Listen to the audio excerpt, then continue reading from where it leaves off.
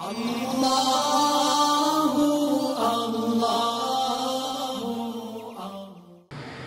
الله وملائكته يصلون على النبي يا أيها الذين آمنوا صلوا عليه وسلموا تسليما عليه الصلاة والسلام.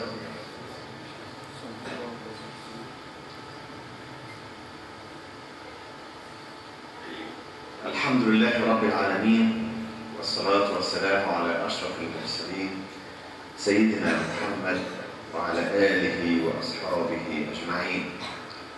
اللهم بارك في هذا المكان وفي أهله وفيكم، وأن يستعملكم جميعا في كل ما فيه الخير للأمة جميعا في كل زمان ومكان. أخي وصديقي العزيز فضيلة الدكتور محمد إدريس، مدير جامعة سبيل الهدى إسلام آباد، أخي وصديقي فضيلة المفتي حمد الله، نائب مدير هذه الجامعة، وأخي وصديقي فضيلة الشيخ المفتي عبد الله، الأمين العام لجمعية علماء إسلام آباد باكستان. الجمع الكريم، السلام عليكم ورحمة الله وبركاته. في البداية أسجل الشكر والتقدير لهذه الجامعة الراقية العظيمة إن شاء الله على هذه الدعوة التي تشرفت بها، وأن أتواجد مع حضراتكم في هذا المكان الطاهر المبارك إن شاء الله سبحانه وتعالى، بعلمكم وبجهودكم لخدمة أمة سيدنا محمد صلى الله عليه وسلم. وكما تعلمون أن أمة سيدنا محمد صلى الله عليه وسلم هي العالم أجمع، فمن آمن بسيدنا محمد صلى الله عليه وسلم نقول أنه ينتمي إلى أمة الدعوة، أمة الإجابة، ومن لا يؤمن فنقول أنه ينتمي إلى أمة سيدنا محمد وهي أمة الدعوة، لأن دعوة سيدنا محمد صلى الله عليه وسلم موجهة إلى كل العالمين منذ بعثته صلى الله عليه وسلم إلى يوم الدين.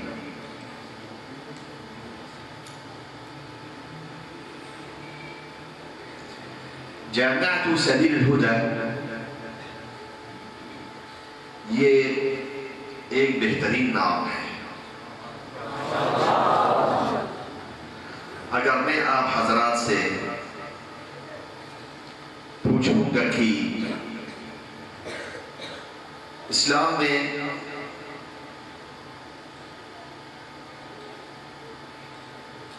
दो सबील हुदा है,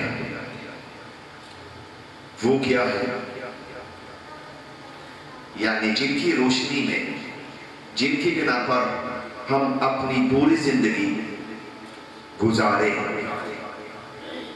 अपने आप से किस तरह मामला कर सके, दूसरों के साथ क्या मामला होना चाहिए, तमाम मखलूक़ात के साथ क्या मामला होना चाहिए, किस सलूक से, किस अखलाक से, कुल ज़रूर से, चाहे इंसान हो, परिंदे, जानवर, कोई भी मखलूक जिसकी रूह हो, किस तरह हम अल्लाह ताला की तमाम मखलूक़ात से सलूक करें। तो आपसे बेटे जो कुरान पाक तिलावत کر رہے تھے تو تھوڑی دیر سے پہلے میرا سوال ہے کہ اسلام میں 2 سبیل ہدا ہے، ایک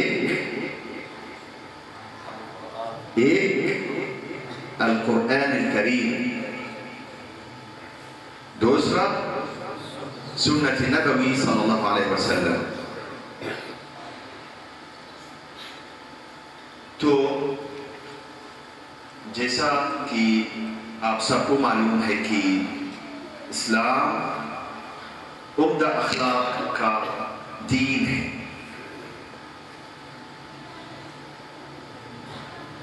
ہمارے رسول کریم محمد صلی اللہ علیہ وسلم فرماتے ہیں انما بعثت لأتمم مکارم الاخلاق، یعنی میں اچھے اخلاق مکمل کرنے کے لیے بھیجا گیا ہوں، اور اچھے اخلاق میں سے اطعام الطعام، یعنی کھانا کھلانا، یعنی دوسروں کو کھانا کھلانا۔ لیکن ایک اہم ترین سوال یہ ہے کن کو یا کس کو کھانا کھلاؤ؟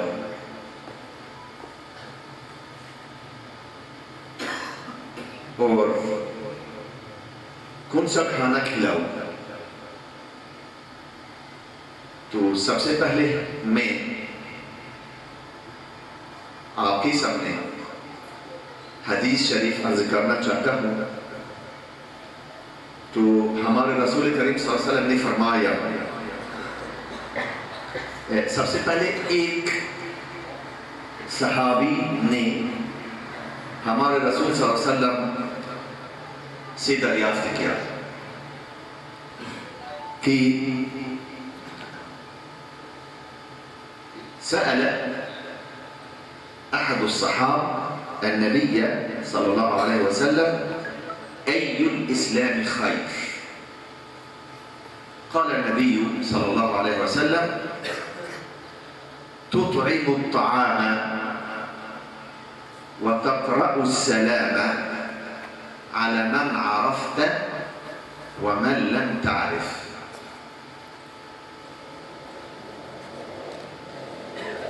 تو صحابی نے دریافت کیا کہ کون سا اسلام بہتر ہے، یعنی تمام عبادات کے بعد کون سا بہتر کام کرنا چاہیے؟ تو رسول کریم صلی اللہ علیہ وسلم نے فرمایا کہ کھانا کھلاؤ اور جس کو جانتے ہو اس کو بھی سلام کرو، اور جس کو نہیں جانتے اسے بھی سلام کرو۔ تو سوال یہ ہے کس کو کھانا کھلانا؟ سب کو، چاہے وہ مسلمان ہو یا چاہے وہ جانور ہو یا پرندہ، بہت ضروری ہے یہ۔ ہمارے رسول صلی اللہ علیہ وسلم نے ہمیں نہیں بتایا مفعول کون ہے، تطعم الطعام، تطعم یعنی آپ، کیا ہے الطعام، یہ مفعول اول جسے کہتے ہیں عربی زبان میں، لیکن کس کو طعام وہ کھانا کھلاؤ ہمارے رسول صلی اللہ علیہ وسلم نے نہیں بتایا، تاکہ یہ عام حکم ہو جائے تمام مخلوقات کو کھانا کھلاؤ۔ کیوں؟ کیونکہ خود کھانا کھلانا ایک عبادت ہے۔ جیسے استغفار یہ بھی ایک عبادت ہے، توبہ یہ بھی ایک عبادت ہے، کھانا کھلانا یہ بھی ایک عبادت ہے۔ دوسری بات ہے کہ ہمارا رسول صلی اللہ علیہ وسلم نے فرمایا، اور جس کو جانتے ہو اس کو بھی سلام کرو، اور جس کو نہیں جانتے اس بھی سلام کرو۔ ہمارے رسول صلی اللہ علیہ وسلم نے ہمیں نہیں بتایا کہ سلام کرو صرف مسلمانوں کو یا تمام لوگوں کو، چاہے وہ مسلمان ہو یا غیر مسلمان ہو۔ کیوں بھائی؟ اس لیے کہ قرآن پاک میں اللہ تعالیٰ فرماتا ہے کہ وَمَا أَرْسَلْنَاكَ إِلَّا رَحْمَةً، یعنی للمسلمین نہیں ہے نا، یعنی للمؤمنین نہیں ہے، للعالمین۔ اور یہی ہمارے رسول صلی اللہ علیہ وسلم کی بڑی عظمت ہے، بڑی افضلیت ہے۔ آپ دیکھیے موسیٰ علیہ السلام نے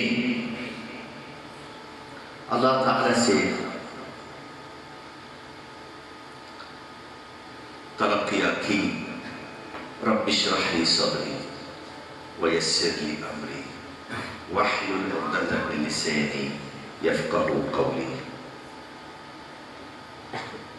لیکن ہمارے رسول محمد صلی اللہ علیہ وسلم سے اللہ تعالیٰ فرماتا ہے قرآن پاک میں أَلَمْ نَشْرَحْ لَكَ صَدْرَكَ،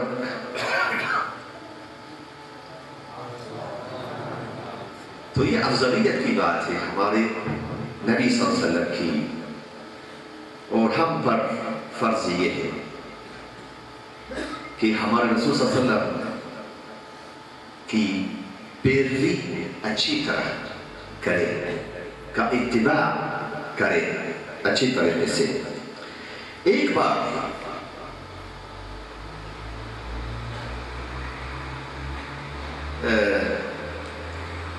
ان بچوں کو دیکھ کر مجھے یاد آیا ہے، جب میں ان کے عمر میں تھا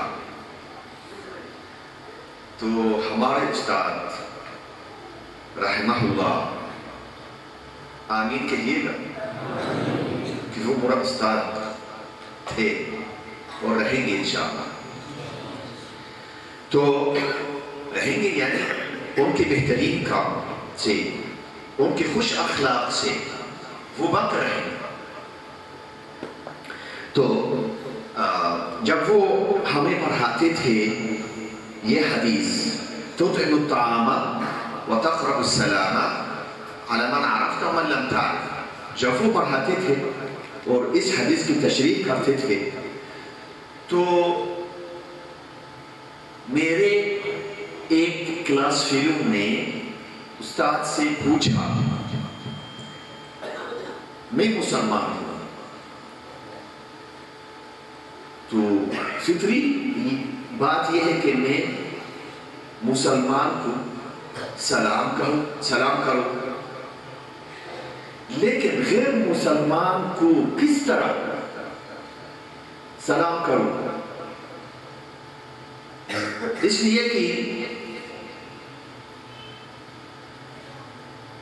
سلام میں برکت و رحمت کی دعا ہے، السلام علیکم ورحمت اللہ وبرکاتہ۔ یہ بھی ایک دعا ہے کہ میں اللہ سے دعا کرتا ہوں کہ آپ پر سلامت، رحمت، امن و امان سب کچھ آپ پر ہو، یہ ایک دعا ہے۔ تو یہ دعا مسلمان کے لیے فطری بات ہے، لیکن غیر مسلمان کے لیے کس طرح میں یہ دعا کروں؟ آپ دیکھیے گا استاد کا مختصر سا جواب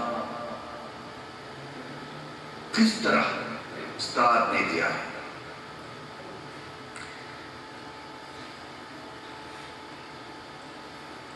مختصر سا جواب کیوں دیا ہے کہ انہوں نے اچھی طرح قرآن پاک کی معنی اور مفہوم سمجھ لیا. اچھی طرح انہوں نے سنت نبوی اچھی طرح سمجھ لیا. سنت نبوی اور ہمارا رسول صلی اللہ علیہ وسلم کی توجیحات نبوی اچھی طرح سمجھ لیا. تو اس لیے انہوں نے ہضم کر کے ان تمام مفاہیم اور ان تمام معانی ہضم کر کے پھر بہت مختصر جواب دے دیا. کیا جواب دیا ہے انہوں نے کہا الیس برحمت اللہ یعیش. کیا بات ہے, یعنی یہ غیر مسلم آدمی کیا وہ اللہ کی رحمت و شفقت اور نعمتوں سے اپنی زندگی نہیں گزرتا؟ کیونکہ یہ اللہ کا مخلوق ہے اور اللہ تعالیٰ نے قرآن پاک میں فرمایا ہے کہ وَلَقَدْ كَرَّمْنَا بَنِي آدَمَ, یقیناً ہم نے تمام اولاد آدم کو بڑی عزت کی, چاہے وہ مسلمان ہو یا نہ ہو, کیونکہ وہ مخلوق ہے, اللہ کا مخلوق ہے, تو اس کا پورا احترام کرنا چاہیے.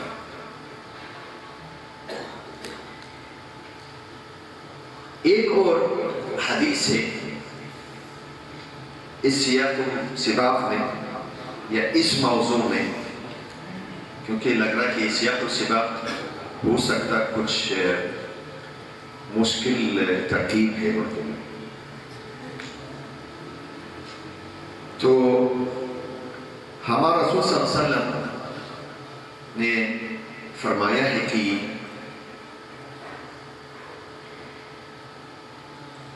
ایھا الناس افشوا السلام واطعموا الطعام. افشوا السلام واطعموا الطعام وصلوا الارحام وصلوا والناس نيام تدخلوا الجنة بسلام. یعنی اے لوگوں, سلام عام کرو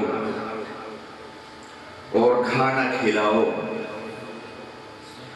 اور صلہ رحمی کرو, اور اس وقت نماز پڑھو. یعنی تمام نمازوں پڑھنے کے بعد اور اس وقت نماز پڑھو جب لوگ سو رہے ہوں. تو نتیجہ کیا ہوگا؟ تو جنت میں داخل ہو جاؤ گے. یہاں جنت سے مراد صرف اخروی جنت نہیں ہے, کیونکہ دنیا میں بھی جنت ہے. کس طرح کہ آدمی اپنے تمام بہترین کاموں سے, اپنی عبادتوں سے, اللہ اور رسول صلی اللہ علیہ وسلم کی اطاعت سے بہت پروقار آدمی بن جاتا ہے. اللہ کے نزدیک پرہیزگار آدمی بن جاتا ہے. تو ان کو احساس ہوتا ہے کہ وہ جنت میں ہے, کیونکہ وہ دوسروں پر حقد و حسد نہیں کرتا, دوسروں کو اذیت نہیں پہنچاتا ہے, دوسروں کی رسوائی نہیں کرتا, دوسروں کی مدد کرتا ہے، اور سب سے اہم یہ ہے کہ اللہ اور اس کے رسول صلی اللہ علیہ وسلم کی اطاعت کرتا ہے، اور اس اطاعت میں سب کچھ آ جاتا ہے، چاہے وہ دنیا سے متعلق کام ہو یا آخرت سے متعلق کام ہو۔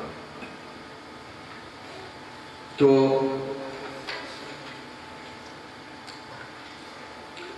اللہ تعالیٰ نے غیر مومن کی صفت یہ بیان کی۔ ضرور یہ صفت ہم لوگوں میں نہیں ہے اور نہیں ہوگی کبھی بھی، کیونکہ ہم محمد صلی اللہ علیہ وسلم کے دوست، کے احباب، کے بیٹے،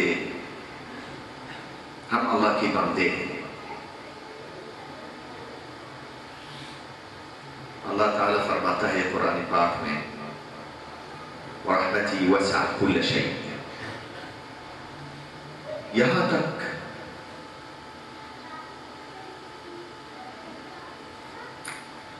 خود ابلیس ملعون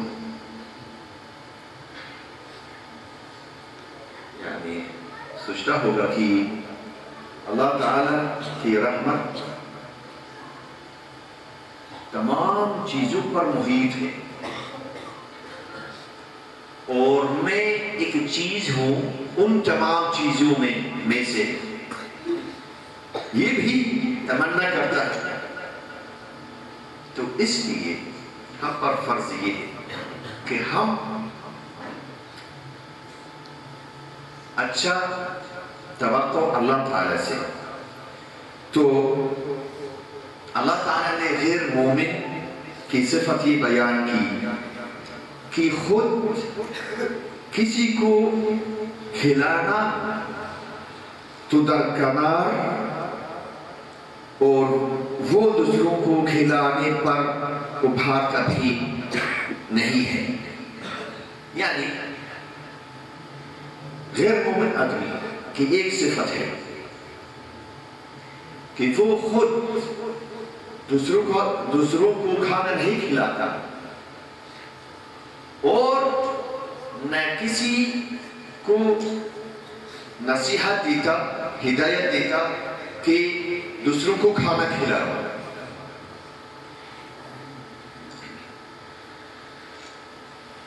یہ کس صورت میں ہے؟ وہ معنی جو میں نے آپ لوگوں کے سامنے عرض کیا وہ قرآن پاک کی کس صورت کریمہ میں ہے۔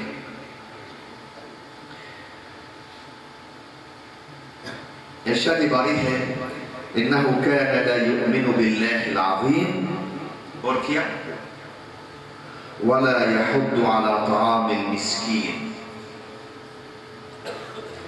یہ نہ تو اللہ جل شانہ پر ایمان لاتا تھا اور نہ فقیر کے کھلانے پر آمادہ کرتا تھا۔ یہ سورہ الحاقہ میں ہے، اور ارشاد فرمایا ارأیت الذی یکذب بالدین فذلک الذی یدع الیتیم ولا یحض علی طعام المسکین، بھلا تم نے اس شخص کو دیکھا جو روز جزا کو جھٹلاتا ہے، یہ وہی بدبخت ہے جو یتیم کو دکھے دیتا ہے اور فقیر کو کھانا کھلانے کے لیے لوگوں کو ترغیب نہیں دیتا ہے۔ اس میں اس جانب اشارہ ہے کہ ایک مسلمان سے یہ تصور نہیں کیا جا سکتا کہ وہ غریبوں کو نہ کھلائے یا لوگوں کو یہ ترغیب نہ دے کہ وہ غریبوں کو کھانا کھلایا کرے۔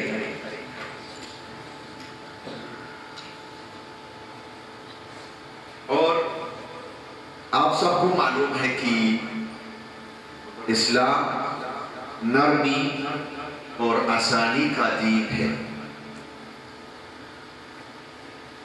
اللہ تعالی فرماتا ہے قرآن پاک میں لا تغلوا فی دینکم، اپنے دین کے بارے میں حد سے نہ گزر جاؤ۔ اور اللہ تعالی فرماتا ہے وَكَذَلِكَ جَعَلْنَاكُمْ أُمَّةً وَسَطًا، اور اسی طرح ہم نے تم کو معتدل امت بنایا ہے۔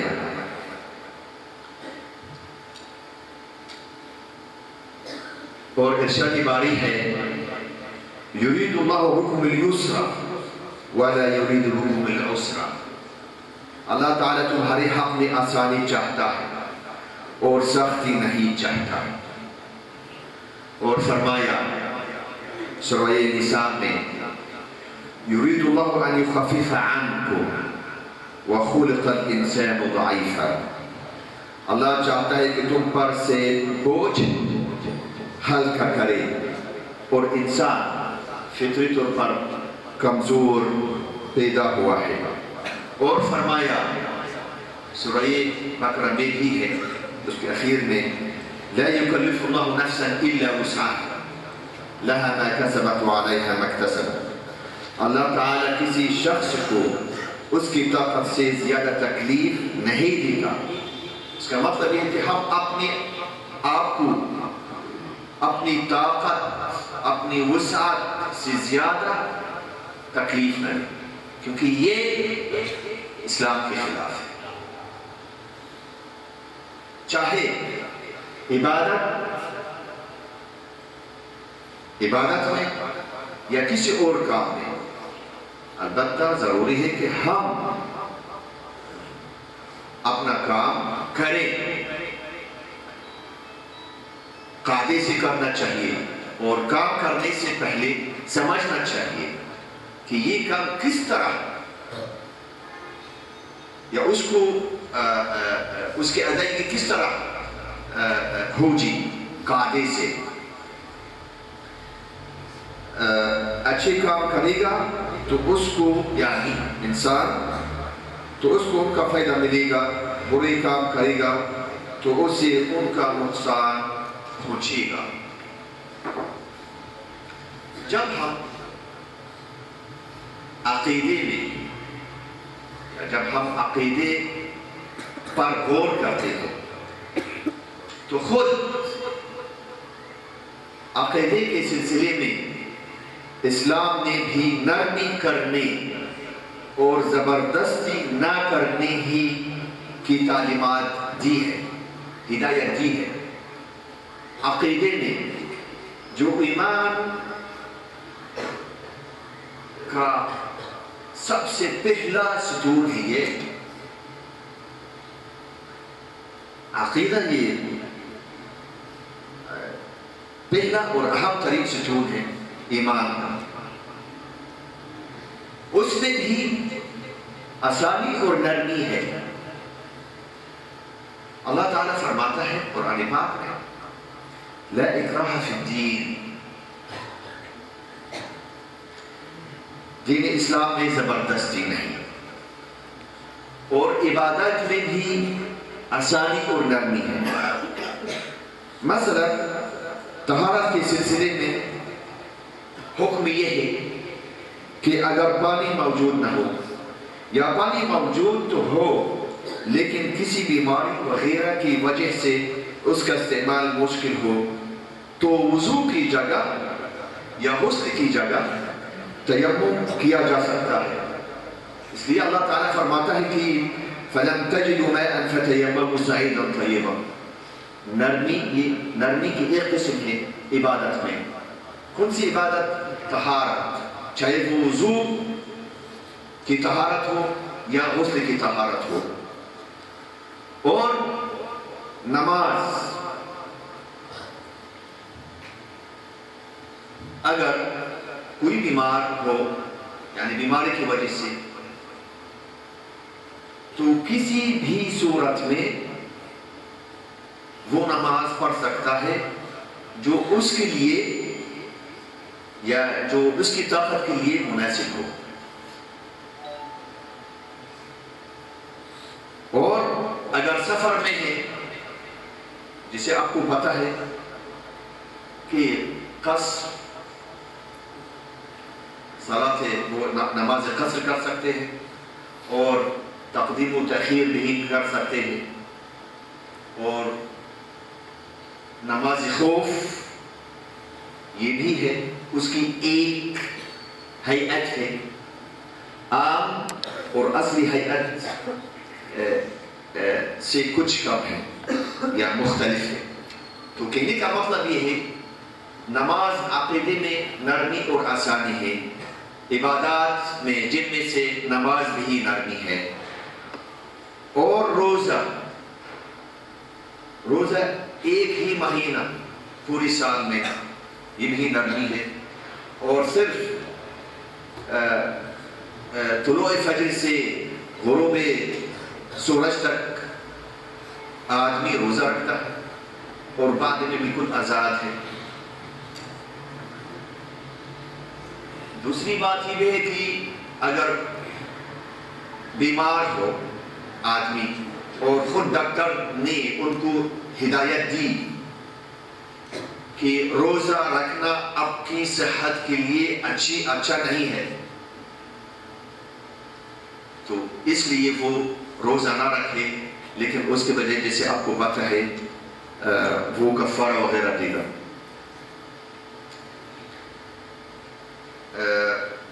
یا بعد میں جب وہ صحت مند ہو جائے تب روزہ رکھ سکے گا. البتہ یہ کفارہ جو ہے وہ بعد میں، بہت ہی بعد میں آئے گا، تاکہ کوئی آدمی نہ کہے ٹھیک ہے وہ میں معذور ہوں تو اس لیے میں روزہ نہ رکھوں اور پیسے یا کھانا وغیرہ کھلا دوں. نہیں، جب آپ صحت مند ہو جائے بعد میں آپ ضرور روزہ رکھیں. حج میں بھی آسانی ہے، عمر میں ایک ہی بار ہے اور سب پر فرض نہیں ہے. وَلِلَّهِ عَلَى النَّاسِ حِجُّ الْبَيْتِ مَنِ اسْتَطَاعَ إِلَيْهِ سَبِيلًا، اور لوگوں پر اللہ کا حق یعنی فرض ہے کہ جو اس گھر تک جانے کی قدرت رکھے وہ اس کا حج کرے. یعنی اس شخص پر فرض ہے، حج فرض ہے جو مادی اور جسمانی اعتبار سے، دونوں کے اعتبار سے اس کی قدرت رکھتا ہو، اور معاملات میں یعنی لوگوں کے ساتھ، جانوروں کے ساتھ، پرندوں کے ساتھ، نباتات کے ساتھ، جمادات کے ساتھ خوش اخلاق سے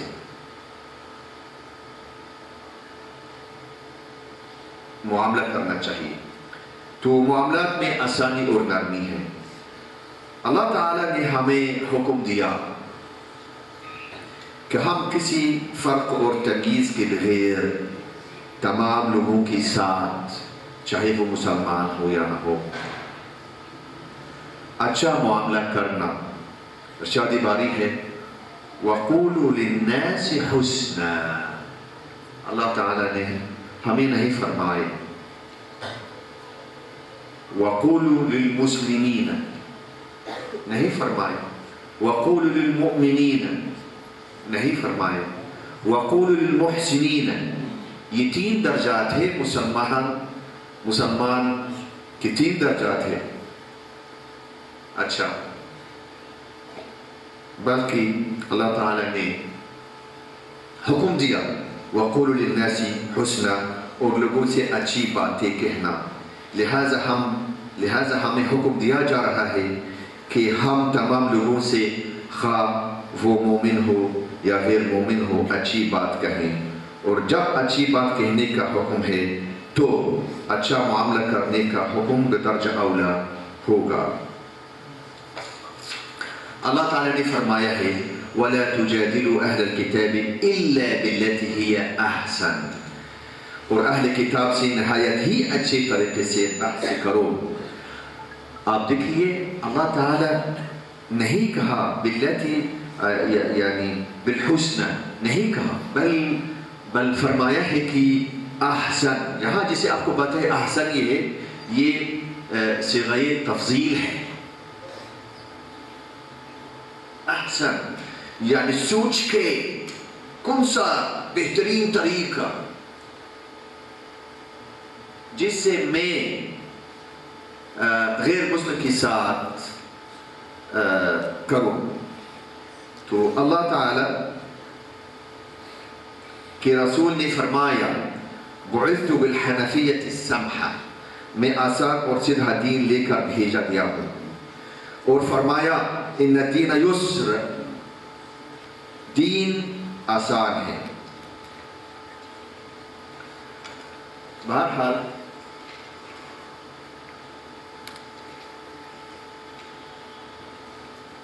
یہ آخری بات ہے کہ اسلام نے غیر مسلم کی تمام حقوق کی حفاظت اور ان کے ساتھ حسن سلوک پر بہت زور دیا. ارشاد باری ہے یقیناً ہم نے اولاد آدم کو بڑی عزت دی، وَلَقَدْ كَرَمْنَا بَنِي آدَمَ. خود ہمارے رسول صلی اللہ علیہ وسلم نبی کا بنی اسرائیل کے بہت سے قصوں کا بطور تاریخ خبر دیتے تھے، جن میں سے وہ عورت جنہوں نے ایک کتے کو پانی پلایا اور جس کی وجہ سے اللہ نے اس کی تمام گناہ مغفرت کر دی.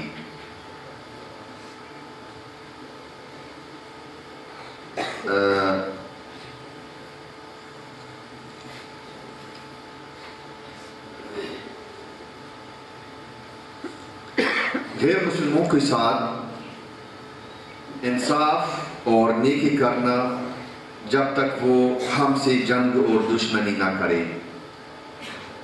غیر مسلم مہمان کی تکریم کرنا، مہمان نوازی، ان کا احسان یاد رکھنا، ان کے سلام کا جواب دینا اور ان کو سلام کرنا، ان کے ساتھ نرمی سے گفتگو کرنا، ان کو معاف کرنا اور اچھی طرح سے درگزر کرنا.